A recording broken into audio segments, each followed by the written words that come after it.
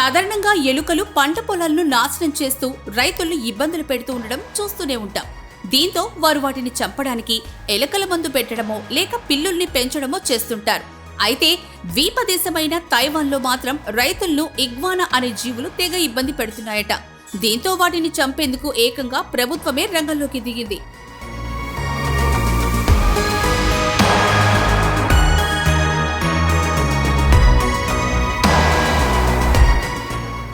చూడ్డానికి ఊసరవెల్లిలా కనిపించే ఇగ్వానాలు బలుల జాతికి చెందిన సరీసృపాలు.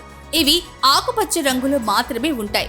2 అడుగుల పొడవుతో 5 కిలోల బరువుండే ఇవి 20 ఏళ్ల వరకు జీవిస్తాయి. ఆడ ఇగ్వానా ఒకేసారి 80 గుడ్ల వరకు పెడుతుంది. సాధారణంగా బల్లులు చిన్న చిన్న పురుగులను ఆహారంగా తీసుకుంటాయి. కానీ అదే జాతికి చెందిన ఇగ్వానాలు మాత్రం మాంసాహారాన్ని పెద్దగా ఇష్టపడవు. ఎక్కువగా ఆకులు, పళ్ళు, చిన్నపాటి మొక్కలు తిని జీవనం సాగిస్తాయి. గుంపులుగా పంట పొలాల్లోకి చొరబడి నాశనం చేస్తుంటాయి. వీటి బెడద ఎక్కువ కావడంతో అప్రమత్తమైన తైవాన్ ప్రభుత్వం గత ఏడాది ప్రత్యేక బృందాలు నియమించి దాదాపు 70,000 ఇగ్వానాలను మట్టుబెట్టింది. ఒక్కో జీవికి $15 చెల్లించింది. అయినప్పటికీ సంవత్సరం తిరిగే లోపలే మళ్లీ వాటి సంఖ్య పెరిగిపోయింది.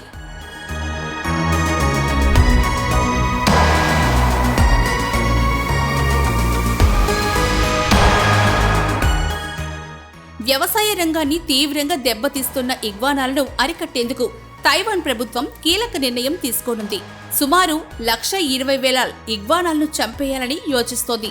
సాంకేతిక విధానంలో కాకుండా అతి సాధారణ పద్ధతుల్లోనే వీటిని అంతం చేయాలని భావిస్తోంది. తైవాన్లోని దక్షిణ ప్రాంతంలో సుమారు 2 లక్షల ఇగ్వానాలు ఉన్నట్లు అధికారిక గణాంకాలు చెప్తున్నాయి. ఇవి ఎక్కువగా అటవీ ప్రాంతానికి దగ్గరలోనూ గ్రామ శివార్లోనూ జీవనం సాగిస్తూ ఉంటాయి.